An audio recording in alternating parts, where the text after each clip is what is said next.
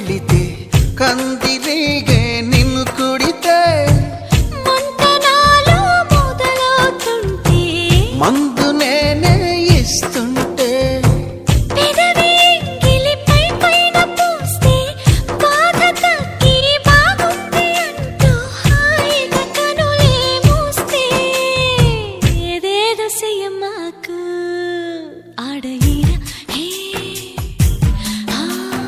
నన్నేదో చెయ్యమాకు అందగాడ హే అంతకంటే హాయి ఉంది వదులుకోకు